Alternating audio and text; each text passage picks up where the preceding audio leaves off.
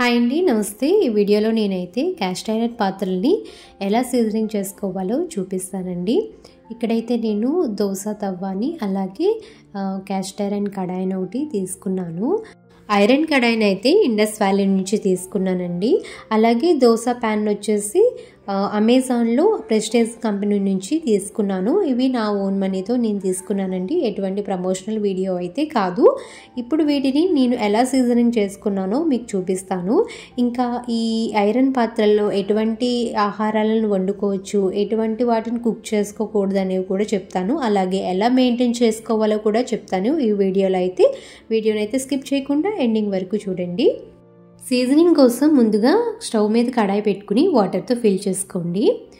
వాటర్ని పై వరకు ఫిల్ చేసుకోవాలండి. ఇక్కడ చూపిస్తున్న విధంగా రోలింగ్ బాయిల్ అయ్యేంత వరకు మరిగించుకోవాలి.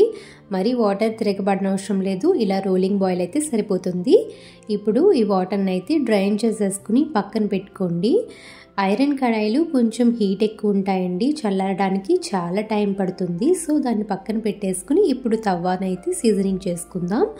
ఏదైనా మైల్డ్ లిక్విడ్ కానీ లేదా సోప్ని కానీ తవా మీద అప్లై చేసేసుకుని ఇక్కడ చూపిస్తున్న విధంగా అయితే రబ్ చేసుకోండి. ఏదైనా సాఫ్ట్ స్క్రబ్బర్ని అయితే యూజ్ చేసుకోండి. గట్టిగా రబ్ చేయాలండి. కొంచెం ఇలా గట్టిగా రబ్ చేయడం వల్ల దాంట్లో ఏమైనా రస్ట్ ఉన్నా కానీ బ్లాక్నెస్ ఉన్నా కానీ ఇలా స్క్రబ్ చేసుకున్నప్పుడు వచ్చేస్తుంది. ఇలా రెండు వైపులా కూడా స్క్రబ్బర్తో ఇలా రబ్ చేసుకోవాలి. ఇలా రెండు వైపులా లిక్విడ్తో చక్కగా క్లీన్ చేసేసుకున్న తర్వాత వాటర్తో అయితే వాష్ చేసేసుకోండి.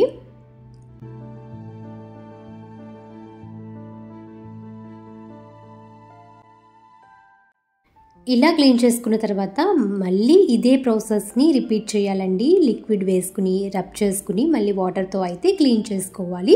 ఇలా 3-4 టైమ్స్ రిపీట్ చేసామనుకోండి, మనకి చక్కగా క్యాస్ట్ ఐరన్ అనేది రెడీ అవుతుంది. ఇందులో ఎటువంటి రష్నెస్ ఉన్నా కానీ బ్లాక్నెస్ ఉన్నా కానీ చక్కగా అయితే క్లీన్ అయిపోతుంది. అలాగే నేను ఐరన్ కడాయిని కూడా ఇదే సేమ్ ప్రాసెస్లో అయితే క్లీన్ చేస్తున్నానండి. చక్కగా ఇలా అంచుల వెంపట రెండు వైపులా కూడా ఇలా స్క్రబ్బర్తో అయితే క్లీన్ చేసుకోవాలి. ఈ క్యాస్ట్ ఐరన్కి ఆయిల్ అనేది చాలా తక్కువ పడుతుందండి. అలాగే కెమికల్ కోటింగ్ కూడా ఏమీ ఉండవు కాబట్టి మన హెల్త్కి చాలా మంచిది. మనకి ఏదైనా ఐరన్ డెఫిషియన్సీ ఉన్నా కానీ ఇటువంటి పాత్రల్లో వండుకుని తినడం వల్ల మనం వండుకునేటప్పుడు ఐరన్ అనేది మన ఫుడ్లోకి రిలీజ్ అవుతుంది. సో మనకి ఏదైనా ఐరన్ డెఫిషియన్సీ ఉన్నా కూడా దాన్ని బ్యాలెన్స్ చేస్తుందండి ఇలాంటి ఐరన్ పాత్రల్లో వండుకుని తినడం వల్ల. ఐరన్ కడాయిని అలాగే తవ్వాని చక్కగా ఒక 3 టైమ్స్ అయితే క్లీన్ చేశానండి. క్లీన్ చేసేసుకున్న తర్వాత ఇలా ఒక పొడి బట్టను తీసుకుని తవ్వాని అలాగే కడాయిని కూడా క్లీన్ చేసుకోవాలి, ఎక్కడ తడి లేకుండా. మీరు ఎప్పుడు ఐరన్ పాత్రలు యూజ్ చేసినా కానీ దాన్ని క్లీన్ చేసుకుంటారు కదా వాటర్తో, వెంటనే అయితే పొడి బట్టతో క్లీన్ చేసేసుకోవాలండి. ఏమాత్రం తడి ఉన్నా కానీ అక్కడ తుప్పు అనేది పట్టేస్తుంది. పొడి బట్టతో చక్కగా క్లీన్ చేసేసుకున్న తర్వాత ఆయిల్ రాసేసుకుని పక్కన పెట్టేసుకుంటే ఐరన్ పాత్రలు అనేవి మనకి చక్కగా మన్నుతాయండి. ఎటువంటి తుప్పు కూడా పట్టవు. ఆయిల్ అనేది అప్లై చేసుకుని ఎప్పుడు ఉంచుకోవాలి. ఇలా క్లాత్ తుడిచేసుకున్న తర్వాత ఆయిల్ రాసేసుకుని ఒక 24 అవర్స్ పాటు పక్కన పెట్టేస్తానండి. 24 అవర్స్ తర్వాత ఇలా అయితే ఉంది.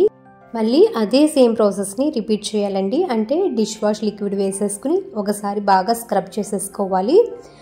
ఇలా స్క్రబ్ చేసేసుకుని వాటర్తో అయితే క్లీన్ చేసేసుకుని పొడి బట్టతో తుడిచేసుకోవాలి.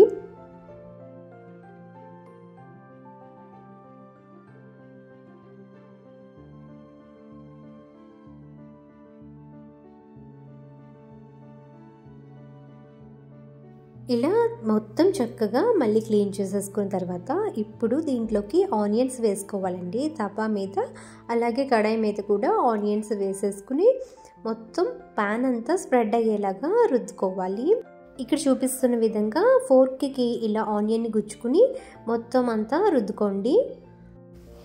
గ్యాస్ని మీడియం ఫ్లేమ్లో పెట్టుకుని ఈ ఆనియన్స్ని ఫ్రై చేసుకోవాలండి. ఇలా ప్యాన్ అంతా స్ప్రెడ్ చేసుకుని ఆనియన్స్ని ఫ్రై చేసుకోవడం వల్ల ఏదైనా బ్లాక్నెస్ ఉంటే ఆ ఆనియన్స్ని అంటుకుని వచ్చేస్తుంది.